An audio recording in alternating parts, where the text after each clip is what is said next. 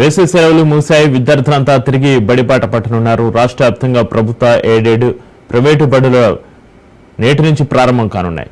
గత విద్యా సంవత్సరం ఏప్రిల్ 23తో ముగిగా అప్పటి నుంచి వేసవి సెలవులు కొనసాగుతున్నాయి. ఈ మేరకు రాష్ట్రంలోని విద్యార్థులు బడిబాట పట్టనున్నారు.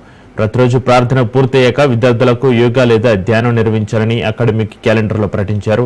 అరగంట పాటు పిల్లలతో కథలు లేదా పత్రికలు చదివించనున్నారు. అలాగే ప్రతి నెల 3వ శనివారం నో బ్యాగ్ డేగా నిర్వహించనున్నారు.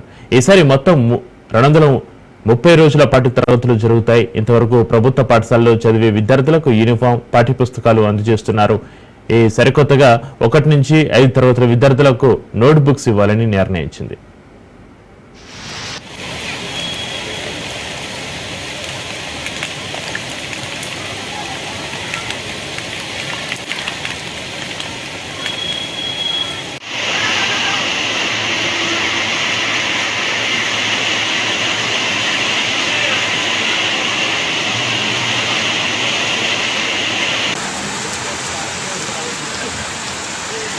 ఇంత చెప్పు రాలేదు.